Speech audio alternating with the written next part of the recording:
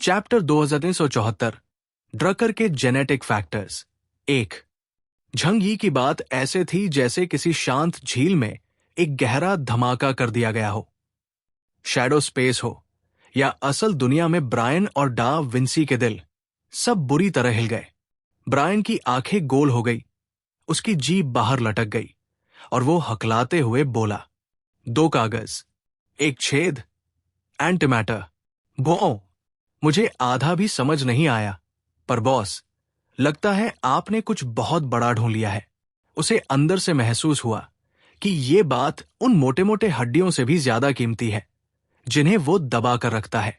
पर फैटिक शू ने जो सिलिकॉन वाली चीजें उसे दी थी, उनसे इतना फर्क भी नहीं था। प्रोफेसर लियोनार्डो डा विंसी लंबी खामोशी में चले गए। उनके हाईटेक आईपीज में डेटा की धाराएं तेजी से चमकती, टकराती और फिर से नई शक्ल लेती जा रही थी। उन्होंने अपने हाथ बांध लिए, शरीर हल्का कांप रहा था। शांत दिखने की कोशिश के बावजूद उनकी आवाज में डिसबिलीफ और एक्साइटमेंट साफ झलक रहा था। ये बुद्धिमत्ता नहीं, ये तो दिव्य प्रेरणा है। अगर ये मॉडल सही हुआ तो फिजिक्स, एनर्जी साइंस, यहां तक कि फिलॉसफी की ज्यादातर नींव को फिर से लिखना पड़ेगा। हमने जो अब तक पढ़ा, शायद वो बस ऊपर की परत थी। झंग यी, तुम्हारी ये एक बात हजारों इप्सिलॉन्स के ज्ञान से भी कहीं ज्यादा कीमती है। हां, बिल्कुल, यही वो मिसिंग एक्सप्लेनेशन है जिसकी वजह से कई साइंटिफिक पैराडॉक्सेस कभी समझ नहीं आए। स्पीड ऑफ लाइट क्यों क्रॉस नहीं हो सकती? क्योंकि क्रिएटर ने एक रूल लगाया है। पर अगर हम सरफेस यूनिवर्स को पार करके इस यूनिवर्स में घुस पाए तो हम उन रूल्स से भी ऊपर जा सकते हैं। यहां तक कि वॉर्म होल के जरिए समय में सफर भी कर सकते हैं। डा विंसी एक कोने में बैठ गए और खुद से बातें करने लगे, पूरी तरह किसी साइंटिस्ट की तरह जो अपनी सैनिटी खोने के करीब हो। यांग जिंगसन ही अकेली थी जो समझ पा रही थी कि वो इतना एक्साइटेड क्यों है। झू केया, यांगसिया और बाकी लोग इतनी गहरी बात नहीं समझ सके, पर डा विंसी और जिंगसन के रिएक्शंस देखकर जान गए कि मामला बहुत बड़ा है, उनकी खुद की अस्तित्व की नींव से जुड़ा हुआ। तभी झंग यी की कॉन्शियसनेस के भीतर से एक ठंडी, धीमी, बेहद पुरानी और राजदार आवाज गूंजी, तुमने ये सब समझ लिया, काफी अच्छा है। झंग यी मुस्कुराए। ये लिंग की आवाज थी, इहेन रेस की वो तलवारबाज जो झंग यी के ऑल्टरनेट डायमेंशन में रहती है। बहुत पुरानी और शांत पर्सनैलिटी वाली। वो कभी खुद से बात नहीं करती, बस झंग यी पूछे तो छोटे जवाब देती है। पर आज वो खुद बोल रही थी। शायद झेंग लो के ओरिजिनल ईथर फ्रैगमेंट्स का असर, लेकिन इस बार उसकी आवाज में हैरानी भी थी। झंग यी ने अपनी कॉन्शियसनेस लिंग के बनाए गए विशेष क्षेत्र की तरफ भेजी। चांदी जैसे बालों और लाल आंखों वाली वो लड़की हवा में चुपचाप तैर रही थी।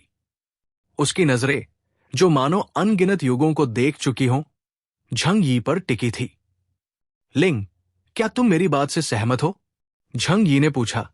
लिंग ने सीधा जवाब नहीं दिया, बल्कि धीमे स्वर में बोली, ये आसान नहीं है। अनगिनत युगों में सिर्फ चंद बीइंग्स ही फाउंडेशन के रहस्य तक पहुंच पाए हैं। कागो का यूनिवर्स इतना परफेक्ट कि ज्यादातर लोग उसकी सतह की ताकतों में खोकर असली स्रोत के बारे में सोचना ही भूल जाते हैं। फिर उसका स्वर अचानक गंभीर हो गया, एक चेतावनी जैसा। लेकिन झंग यी, तुम्हें समझना होगा, इस यूनिवर्स की असली शक्ति को देखना या उसे इस्तेमाल करने की कोशिश करना बेहद खतरनाक रास्ता है। वो शक्ति मूल है, पर केओस भी है। उसमें कोई अलगाव नहीं, कोई सीमा नहीं। ईथर फ्रैगमेंट्स जितनी जेंटल नहीं, जरा सी गलती और वो ताकत तुम्हें और तुम्हारे आसपास की हर चीज को टूटकर सबसे प्रिमिटिव कणों में बदल दे सकती है। उसने झंग यी को ऐसे देखा जैसे उसकी आत्मा के भीतर झांक रही हो। तुम्हें इन 2 ताकतों में परफेक्ट संतुलन ढूंढना होगा। ये ऐसा है जैसे बॉटमलेस अबिस के ऊपर तनी रस्सी पर चलना। तुमने बस रस्सी को देखा, चलना अभी बहुत दूर है। झंग यी ने गंभीरता से सिर हिलाया। लिंग की चेतावनी उसके पहले वाले एहसास से मिलती जुलती थी, लेकिन डरने के बजाय उसकी आंखों में नया जोश भड़क उठा। हाई रिस्क का मतलब हाई रिवॉर्ड, और इस तबाही भरी दुनिया में ताकत ही असली करेंसी है। उसे अचानक समाल का थ्योरी याद आया, फिर लिंग की डेंजर वाली बात, और उसके दिमाग में एक ख्याल चमका। झंग यी ने हल्का मजाकिया स्वर में पूछा, तो लिंग, तुम कहना चाहती हो कि ड्रकर, जाइंट गॉड समाल और बाकी सब उसी रास्ते पर चले हैं, जो फाउंडेशन वाली शक्ति को पागलों की तरह खींचते जा रहे हैं, इसलिए वो इतने ताकतवर और पागल हैं? क्या वो कागों को हटाकर नया यूनिवर्स शुरू करना चाहते हैं? अरे वाह! इसलिए हमारी पहली जेनरेशन से लेकर छठी तक सबको मिलकर उसे ठोकना पड़ता है। क्रिएटर के बनाए नियम पलटने की कोशिश, ये तो सीधा बगावत है। लिंग ने पहली बार अपनी ठंडी एक्सप्रेशन में हल्की सी ट्विच दिखाई, फिर बोली, तुम्हारी एनालॉजी सिंपल है, पर पूरी तरह गलत भी नहीं। ड्रकर गॉड्स अपना मूल नहीं ढूंढ रहे, वो अपनी अस्तित्व का अर्थ ढूंढ रहे हैं। वो कागों के बनाए हुए यूनिवर्स को एक बेड़ी मानते हैं, एक इल्यूजन, और यही बात क्रिएटर के टबू पर वार करती है, इसलिए उनका नष्ट होना तय था। झंग यी ने सीधा मुद्दा पकड़ लिया। उसकी आंखों की सीरियसनेस लौट आई। उसने पूछा, तो लिंग, हम क्या? हमारी छठी जेनरेशन, इतिहास में सबसे कमजोर। क्रिएटर हमें कमजोर क्यों बना रहा है? या इसके पीछे कोई और बड़ा कारण है? आप एंशिएंट सिविलाइजेशंस के लिए हम तो बच्चों जैसे हैं। क्या क्रिएटर चाहता है कि इतने कमजोर बीइंग्स ड्रकर्स जैसे देवताओं को हराएं? हमारे अंदर ऐसा क्या छुपा है? पूरे शैडो स्पेस में खामोशी छा गई। सबकी सांसें थम गई। ये सवाल उनकी पूरी स्पीशीज की शुरुआत और किस्मत से जुड़ा था। लिंग बहुत देर तक चुप रही। उसकी चांदी वाली लटें ऑल्टरनेट डायमेंशन की ऊर्जा लहरों में हल्की हिल रही थी। अंत में उसने अपनी लाल आंखें उठाई। वो नजरों से मानो झंग यी की आत्मा को चीर रही हो। उसकी आवाज धीमी, साफ, और हर शब्द जैसे किसी युग की सच्चाई लेकर आया। क्योंकि तुम्हारी छठी पीढ़ी के जेनेटिक सीक्वेंस के सबसे गहरे हिस्से में ड्रकर का जेनेटिक मटेरियल छुपा हुआ है। चैप्टर 2375, ड्रकर्स जेनेटिक फैक्टर्स। क्या? ये शब्द ऐसे थे जैसे किसी के सिर पर अचानक बिजली गिर गई हो। झंग यी ने झट से सिर उठाया। हालांकि वो थोड़े हैरान थे, पर अंदर से शांत ही रहे, क्योंकि उन्होंने पहले से इस संभावना का अंदाजा लगाया हुआ था। प्राचीन सभ्यताओं ने अपनी ऐतिहासिक पुस्तकों में ड्रकर के बारे में ऐसा ही लिखा था। वो बेहद उग्र, बेहद शक्तिशाली और अविश्वसनीय हद तक जिंदादिल प्रजाति है।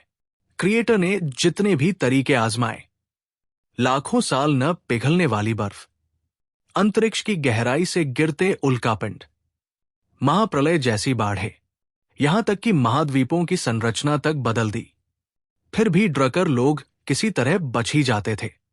क्रिएटर चाहे कितनी भी शक्तिशाली सभ्यता बनाए, कितनी भी ताकतवर नस्ल रचे, शुरुआत में ड्रकर को दबा भी दे, ड्रकर हर बार वापसी कर लेते थे।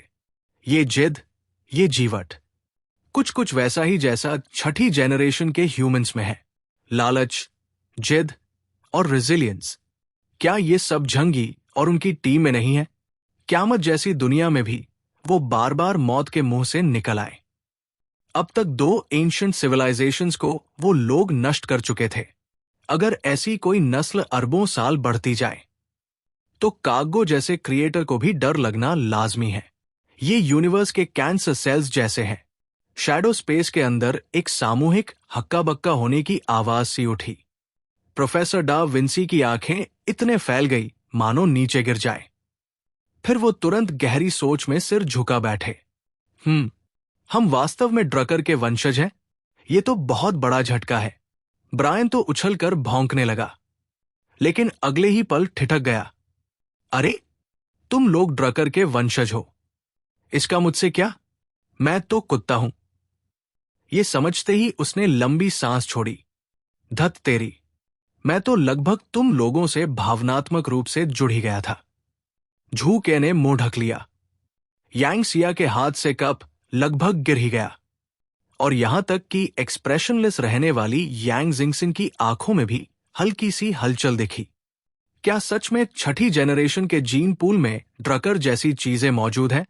ये सच इतना बड़ा था कि उनकी अब तक की सारी समझ ही उलटने लगी। क्रिएटर के हाथों रिबेलियन को मिटाने का हथियार, पर उसी रिबेलियन का खून उनकी नसों में बह रहा है। झंग यी ने खुद को तुरंत शांत किया। उनका दिमाग घूमने लगा। कई बिखरी बातें अब एक साथ जुड़ती जा रही थी। तो इसलिए मैं मैड आउल का एसेंस इतनी आसानी से एब्जॉर्ब कर पाया? क्यों मैं समाल की मेंटल पोल्यूशन को महसूस भी कर सकता हूं और रेजिस्ट भी? क्यों मैं इस यूनिवर्स की शक्ति को हल्का सा महसूस कर पाता हूं? क्योंकि हमारी जड़ एक ही है। लिंग ने उनके अंदाजे की पुष्टि की। हां, तुम कॉन्ट्रडिक्शंस का समूह हो, क्रिएटर की सबसे जटिल और सबसे जोखिम वाली क्रिएशन। उसने अपने सबसे बड़े दुश्मन के ब्लड लाइन को एक नए वेसल में मिलाया, शायद अपने शत्रु को समझने के लिए, शायद एक परफेक्ट क्लीनर बनाने के लिए, या शायद कोई इतना गहरा कारण जिसे हम भी नहीं समझ पाते। उसने झंग यी को बेहद जटिल नजर से देखा। अब समझे, तुम्हारा युद्ध सिर्फ दृक गॉड से नहीं है, बल्कि उस दृक इंसानियत के पागलपन और इंस्टिंक्ट्स से भी है जो तुम्हारे अपने खून में दबी हुई है। इस ब्लड लाइन को संभालना, संतुलित करना और उसे पार कर जाना, यही तय करेगा कि तुम बचोगे या सच्चाई के रास्ते में ही खत्म हो जाओगे। इतनी भारी जानकारी, झंग यी को उसे पचाने के लिए समय चाहिए था, पर उनकी आंखों में रिजॉल्व और भी तेज हो गया। रास्ता धुंधला होगा, खतरनाक होगा, पर अब कम से कम उन्हें अपने बारे में एक बुनियादी सच पता चल गया था। खुद को जानना हर दुश्मन को हराने का पहला कदम है। लिंग की बातों ने झंग यी के दिल में ऐसी लहरें उठाई जो लंबे समय तक शांत नहीं हुई। शैडो स्पेस में चर्चा धीरे धीरे शांत पड़ गई। हर किसी को इस सच को समझने के लिए वक्त चाहिए था। झंग यी की सोच तेजी से काम कर रही थी। लिंग की बातें, समाल की फुसफुसाहटें और अतीत की कई घटनाएं सब मिलकर एक साफ लॉजिकल चेन बना रही थी। अच्छा, ऐसा है, उन्होंने खुद से कहा, उनकी आंखें चाकू जैसी तीखी। क्रिएटर ने हमें छठी जेनरेशन को ड्रकर जीन्स इसलिए दिए क्योंकि उसे उनकी लगभग अमर सी जिद, उनकी जिंदा दिली की कीमत पता थी। ये ऐसे है जैसे किसी जंगली खरपतवार की जिद को किसी फसल की नस्ल में ग्राफ्ट कर देना, ताकि नई फसल कंट्रोलेबल भी रहे और जिंदा रहने की क्षमता भी रखे। उन्होंने अपने हाथों को देखा, जैसे उनमें छुपे जेनेटिक सीक्रेट्स को पढ़ पा रहे हों। उसे एक ऐसा हथियार चाहिए था जो टूटे नहीं, चाहे कितना भी दबाव हो, ताकि ड्रकर जैसे असंभव दुश्मन को मिटाया जा सके। क्योंकि हमने उनकी जिद विरासत में पाई है, इसलिए हमें मिटाना भी मुश्किल है। लेकिन फिर उनके स्वर में ठंडक और व्यंग्य भर गया। पर क्रिएटर ने साफ साफ एक बैकअप प्लान भी छोड़ दिया है। उसने हमें ड्रकर की सोल दी, पर शरीर कमजोर, नाजुक, असहाय। ये ऐसा है जैसे चींटियों को हाथी मारने भेजना। चींटियां मिलकर हाथी गिरा सकती है, पर एक अकेली चींटी हाथी के सामने कुछ नहीं। उसे चाहता है कि हम जीते भी, और डरता भी है कि अगर जीत गए तो हम खुद एक नया डरावना अस्तित्व न बन जाए। एक ऐसी नस्ल जिसमें ड्रकर की जिद भी हो और पूरी तरह उसका कंट्रोल भी न हो। इस निष्कर्ष ने शैडो स्पेस में भारी चुप्पी ला दी।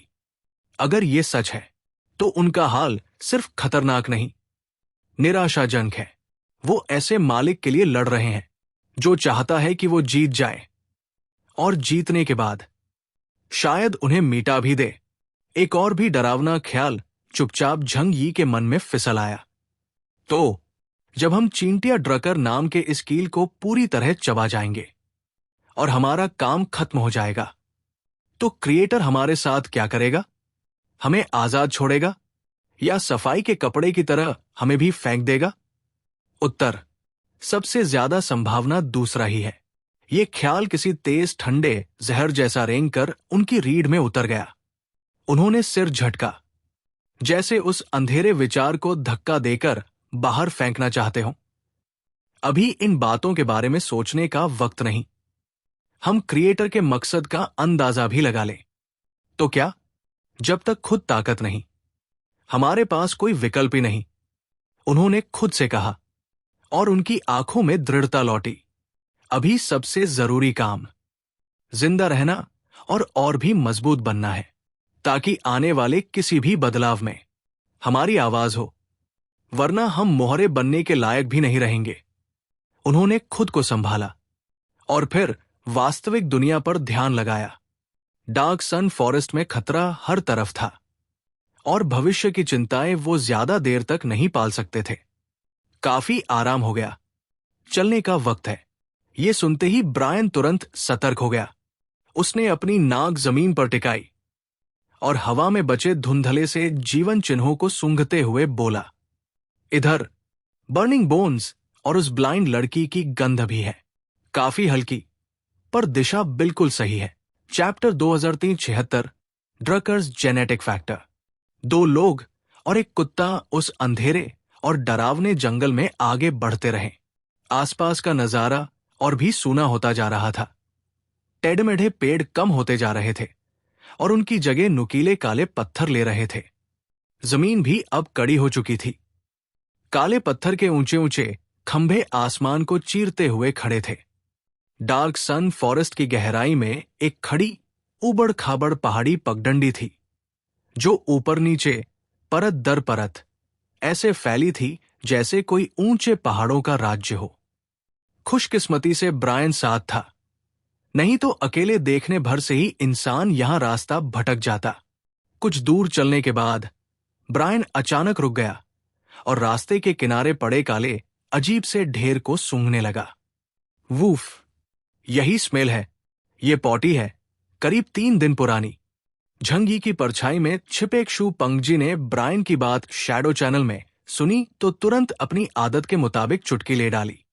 अरे मास्टर बू, जरा ध्यान से सूंघो, क्या पता कोई खजाना हो। लेकिन सुन लो, कितनी भी जिज्ञासा हो, चखने की मत सोचना। डार्क सन फॉरेस्ट की चीजों पर कोई न कोई श्राप जरूर होता है। बदबूखोर। ब्रायन इतना गुस्से में आया कि उसका पूरा रोआ खड़ा हो गया। वो मुड़ा और झंगी की परछाई पर दांत दिखाते हुए भौंका, क्या तुम समझते हो मैं तुम्हारी तरह बेहाल हूं? मैं सिर्फ मिस यांगसिया का स्पेशल प्रीमियम डॉग फूड खाता हूं। ये अजीब चीज तो कोई मुझे मुफ्त में भी दे दे, तब भी नहीं लूंगा। एक और शब्द बोला तो अगली बार तुम्हारी पैंट पर पेशाब रगड़ दूंगा। अगर हिम्मत है तो बाहर आकर एक के एक लड़ो। देखता हूं कौन किसे काटता है। छाया में बैठे फैटिक शू को बिल्कुल फर्क नहीं पड़ा। वो सिर हिलाकर बोला, तो तुम मारोगे, मैं मार खाऊंगा, पर तुम्हारी आदत नहीं बदलेगी। ये अचानक आई नोकझोंक सबके बीच माहौल हल्का कर गई। तनाव घटा। झंग ये भी हंस पड़ा। ऐसे हल्के फुल्के मजाक भारी सफर में थोड़ा आराम जरूर देते हैं। पॉटी है, लेकिन किसकी? ये एक बहुत महत्वपूर्ण सुराग था। ब्रायन ने पूरी निश्चितता से कहा, उस छोटी लड़की की है। ये सुनते ही झंग यी ने हाथ बांधते हुए कहा, तुम थोड़े विकृत लग रहे हो। Woof woof woof. ब्रायन कूदते कूदते गुस्से में झंग यी की तरफ दांत दिखाने लगा। तुम ही हो जिसने मुझे ये काम दिया है और अब मुझ पर शक भी कर रहे हो। लड़कियां क्यों नहीं पॉटी करें? कोई टॉयलेट है यहां? अगर जंगल में पॉटी नहीं करेगी तो क्या हमेशा रोकर रखे? बीमार पड़ जाएगी। ब्रायन खड़ा होकर झंग यी को अपने पंजों से धक्का देने लगा। झंग यी ने तुरंत उसके दोनों पंजे पकड़ लिए। ठीक है, समझ गया। अपनी भावनाएं और भूख दोनों काबू में रखो। अब जब पक्का हो गया कि हम सही रास्ते पर हैं, तो आगे बढ़ते हैं। भूख। ब्रायन एक सेकंड रुक गया, फिर समझते ही और जोर से भौंका। आखिर में झंग यी ने जब ये वादा किया कि लौटकर ब्रायन के लिए एक सुपर रियलिस्टिक डॉगल फ्रेंड बना देगा, तभी ब्रायन शांत हुआ और काम पर वापस लौटा। ब्रायन झुका झुका चलता रहा, मीटियोर शावर और बोन बर्नर की खुशबू ढूंढता हुआ। वो नाक सिकोड़ते हुए बोला, हाँ, यही स्मेल है, ताजा ताजा। पॉटी के बाद साफ करने का कोई तरीका नहीं था, तो थोड़ा बचा हुआ उनकी बॉडी पर रह गया। बस बस, आगे रास्ता दिखाओ। उल्टी आ रही है। Woof woof woof. अरे दांत मत तोड़ लेना मेरे ऊपर काटकर। कुछ और किलोमीटर चलने के बाद जमीन ऊंची होने लगी और वे एक विशाल काली पर्वत श्रृंखला के तल पर पहुंच गए।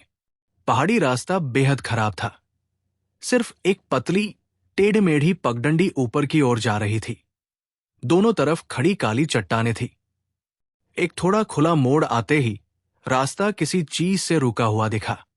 वहां एक लंबी मनुष्य जैसी पत्थर की मूर्ति खड़ी थी, पूरी तरह उसी काले पत्थर से तराशी हुई जिससे पहाड़ बने हैं।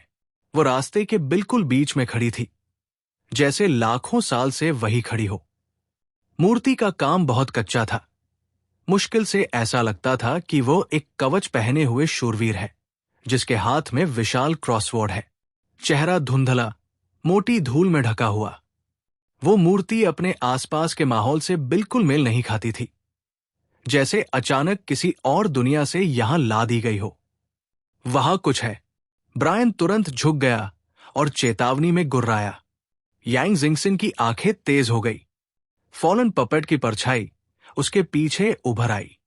झंग यी ने हाथ उठाकर सबको शांत रहने का इशारा किया और मूर्ति को गंभीरता से देखने लगा, उसे डेटाबेस में मौजूद जानकारी से मिलाता हुआ। उसे दाओ लैन और गु चेंग से डार्क सन फॉरेस्ट के बारे में मिली बिखरी जानकारी याद आने लगी। जितना वो देखता गया, मूर्ति की शक्ल जानकारी में मौजूद व्यक्ति से मेल खाती गई, खासकर उसकी दो हाथों वाली क्रॉस शेप्ड क्रेट्सवॉर्ड। ये वही डार्क मून एम्पायर का पूर्व नाइट कमांडर था, जो साम्राज्य की विद्रोह असफल होने के बाद डार्क सन फॉरेस्ट में गायब हो गया था। जैसे ही वो डेटाबेस चेक कर रहा था, एकाएक कुछ हुआ। कर्क कर्क। पत्थर की मूर्ति के ऊपर से हल्की सी टूटने की आवाज आई। मोटी धूल झड़ने लगी और सतह पर मकड़ी जाल जैसे दरारें फैलने लगी। पीछे हटो, झंग यी ने धीरे से कहा, और उसी पल ऑल एनकंपासिंग डिफेंसिव फोर्स फील्ड फैल गया, झंग यी, यांग जिंगसन और ब्रायन को घेरते हुए। तीनों की आंखों के सामने मूर्ति की बाहरी पत्थर सी परतें टूटकर गिरने लगी। उसके अंदर पत्थर नहीं, बल्कि ठंडी धातु की काली आर्मो दिखाई देने लगी।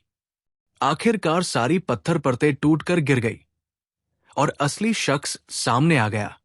वो 2.5 मीटर से भी ऊंचा था। प्राचीन शैली का भारी काला आर्मोर पहने हुए, हर जगह खरोंचे पड़ी हुई थी। हेलमेट पर पीछे की ओर मुड़ते 2 शैतानी सींग बने थे। वाइजर के नीचे सिर्फ गहरी अंधेरा था, जिसमें 2 चमकती हुई लाल बिंदुएं झिलमिला रही थी। उसके हाथ में पकड़ी विशाल काली क्रॉसवॉर्ड ने पत्थर का खोल छोड़ दिया था। अब उसकी असली धातु की धार दिखाई दे रही थी, जिसकी सतह पर गहरे लाल रंग की ऊर्जा नसों की तरह धड़क रही थी। उसके शरीर से भारी, दबाव भरी, मौत जैसी ठंडी आभा निकल रही थी, कम से कम पागलाउल जितनी खतरनाक। झंग यी की नजरें सावधानी से सिकुड़ गई। मून पीपल की जानकारी और सामने के रूप को देखते हुए वो लगभग पक्का कर चुका था कि ये कौन है। डार्क मून एम्पायर का पूर्व विद्रोही नाइट कमांडर शैडो। झंग यी ने गहरी आवाज में उसका नाम लिया। काले आर्मोर वाला नाइट यिंग हुई धीरे से सिर उठाता है। मास्क के नीचे उसकी लाल आंखें सीधी झंग यी पर टिक जाती है। वो कोई जवाब नहीं देता। वो केवल अपनी विशाल क्रॉसवॉर्ड को जरा सा उठाकर उसकी नोक झंग यी और उसकी टीम की ओर कर देता है। यही उसके इरादे का सबसे साफ ऐलान था। एक नई उग्र लड़ाई, अब टलने वाली नहीं। प्यारे दर्शकों, प्लीज वीडियो को 800 लाइक और कमेंट जरूर करें। देखते हैं इस बार हमें कितने लाइक्स मिलते हैं। प्लीज सब्सक्राइब करें। Thank you so much.